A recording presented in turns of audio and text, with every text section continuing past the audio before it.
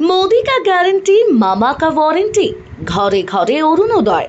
আইসিইউতে আছে কংগ্রেস, ফিরে আসার চান্সই নেই। বক্তা হিমন্ত বিশ্ব শর্মা।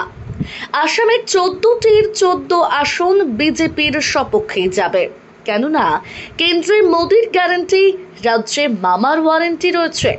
একদিকে কংগ্রেসের রাহুল গান্ধী, অপরদিকে বিজেপি দলের নরেন্দ্র মোদী। মানুষ মোদীকেই চায়। স্কুলের ছাত্রকে এ কথা জিজ্ঞেস করলে মোদীর কথাই বলে। এই কথাগুলো রাজ্যের মুখ্যমন্ত্রী ডক্টর হিমন্ত বিশ্ব শর্মার।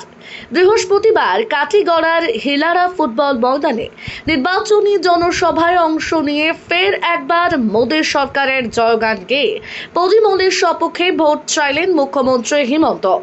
হিলারা ফুটবল ময়দানে নির্বাচনী জনসভায় বেলা 12:30টায় অংশ নেওয়ার কথা থাকলেও মুখ্যমন্ত্রী হিমন্ত আসেন বেলা 2:30টা নাগাদ।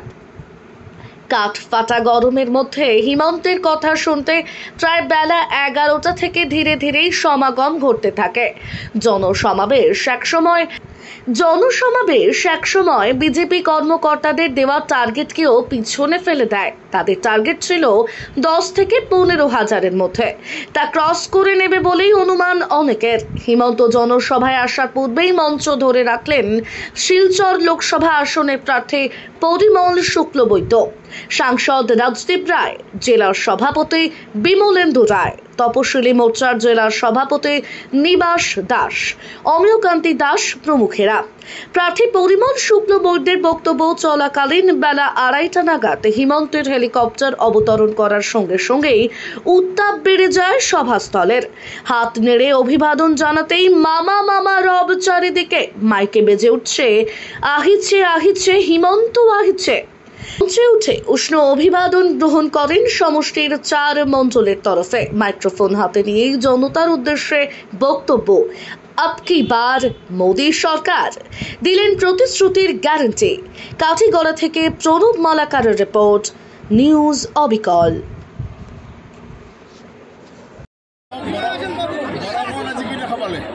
বৰাকত বিজেপি ৱেব চবফালে 2টা সিটৰে আৰামত জিকি যাম। কাছাৰ সিটটো 3 লাখ আৰু কৰিমগঞ্জ 1 লাখ। স্যাৰ আপনি হাইলাকান্দি কাটিচুৰাত এতিয়া মিটিং কৰি আহিলে, মেডিকেলৰ কথা ক'লে, কি মানে আফটাৰ ইলেকশ্যন আপুনি এইটোকে কৈছোঁ যে কৰিমগঞ্জ হাইলাকান্দিৰ মানুহে এবাৰ কৃপানাথ মালাক জিকাওক। হাইলাকান্দিটো একটা মেডিকেল কলেজ আমি বনাম। আপুনি বিৰোধী দলক কি কৰিব? বিৰোধী দলটো নাই, সেইকাৰণে বিৰোধী দলৰ কথাই কোৱা নাই। আপোনাৰ নামানে বিৰোধী দল নাই নেকি? অসমত নাই, সেইকাৰণে কোনো মিটিঙতে মই বিৰোধীৰ কথাই কোৱা নাই। মানে গোটা মানে আপোনাৰ পদ্ম ফুল। অসমত কোনো বিৰোধী দল আজিৰ দিনত নাই, যি আছে মাৰ্জিনেল প্লেয়াৰ। গতিকে তেওঁলোকৰ কথা কৈ ফ্ৰী পাব্লিচিটি দিয়াৰ কোনো কথা নাই।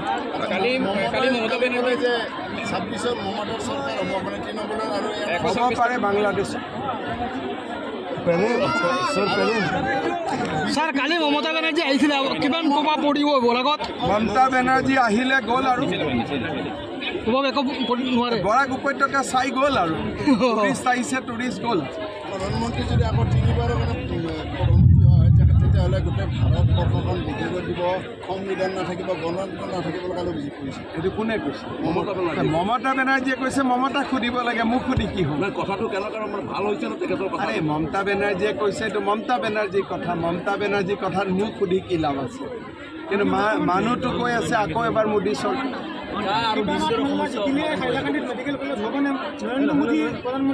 কৃপানাথ মালা জিকিলে হ'ব না?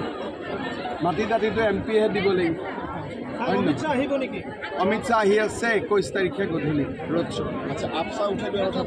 আপচাটো কাছাৰত নাই, অসমত অকল 2খন ডিষ্ট্ৰিক্টত আছে। এইটো উঠি যাব 5টা। सर पहले कछार में लग रहा था जैसे त्रिकोणीय लड़ाई था, लेकिन कोई त्रिकोणीय लड़ाई नहीं है। कछार में तृणमूल वाला 80,000 वोट मिलेगा, कांग्रेस को 80,000 वोट मिलेगा, बाकी सब बीजेपी को मिलेगा। बीजेपी बाकी सारे बीजेपी मिलेगा। 80,000 वोट तृणमूल मिलेगा, 80,000 वोट कांग्रेस मिलेगा, बाकी सारा वोट बीजेपी को मिलेगा, सेकेंड और थर्ड पोजीशन के लिए तृणमूल और बीजेपी तृणमूल और कांग्रेस का बीच में कॉन्टेस्ट हो। सर कल फर्स्ट फेज का इलेक्शन है, हम लोग सेकंड फेज के लिए हम तैयारी चल रही है, तो अभी का कैलकुलेशन क्या कहता है? 13-14 में से 16 सीट में हम लोग 13 सीट में आगे हैं। बाकी थोड़ा मैं नेक्स्ट वीक धुबरी में जाऊंगा, तब धुबरी का पता लगेगा, लेकिन अभी हम लोग 13 सीट में आगे हैं। 100% 1 लाख ভোটত আমি জিকিম। মুসলিম হিন্দু কি আছে, সবেইতো ভোট দিয়ে আছে। আর আমিতো এবার আমিতো ডাইরেক্ট কৈ আছো যে মুসলিম মানুহৰ যি সুবিধা আছে হিন্দুও একে পাই আছে, হিন্দুৱে যি সুবিধা পাই আছে মুছলমানেও পাই আছে, আৰু মুসলিম মানুহেতো বেছি সুবিধা পাই আছে। মুসলিম ছোৱালীবিলাক তালাক বন্ধ হৈ গ'ল, চাইল্ড মেৰেজ বন্ধ হৈ গ'ল, গতিকে এবাৰতো আমাক সবেই ভোট দিব। सर कांग्रेस के कैंपेन में ভাল হ'ব না? ইউচিচি মানে কি? না ইউচিচি মানে কি? ইউচিচি মানে হৈছে যে একটা পুৰুষ একটাকে বিয়া কৰা। এইটো কি বেয়া কথা আছে? এইটোতো মানুহ ভালেই পায়, এইটো কোনো আপত্তি নাই। रातभर में ये लोग जो वोट আরে সব মুসলিম মানুহ তাৰ ছাপোৰ্টত আছে। আমিতো ডেইলি মুসলিম মানুহ লগ পাই থাকোঁ নে? কৰিমগঞ্জ হাইলাকান্দিত হেণ্ডশ্বেক কৰি কৰি মোৰ কি অৱস্থা হয়।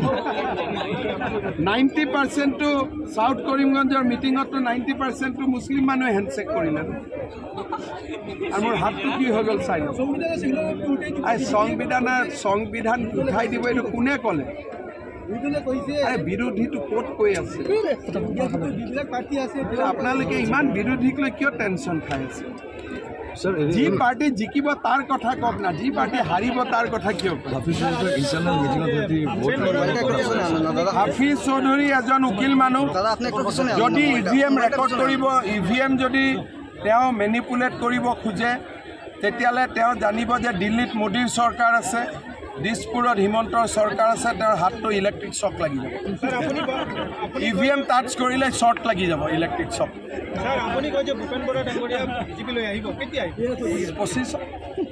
2025 আপোনালোকে মানে কংগ্ৰেছ নাইকিয়া কৰি দিব? চব আহিব। এই ইলেকশ্যনৰ পিছত মানে কংগ্ৰেছ পুৰা ফিনিছ হৈ যাব নেকি? অলৰেডিতো এতিয়া ICUত গৈছে, তো ICU আৰু মৰাৰ মাজত গেপ কিমান দিন? মানে কংগ্ৰেছ দল নাইকিয়া কৰি দিব ছাৰ? কংগ্ৰেছ দল অলৰেডি ICU, এতিয়া ICUৰ পৰা শ্মশান যাব নে ৰিকভাৰী হ'ব, এইটোৱেতো কথা চলি আছে। শ্মশান যোৱাৰ চান্স বেছি আছে এইটো বেমাৰত। ঠিক আছে।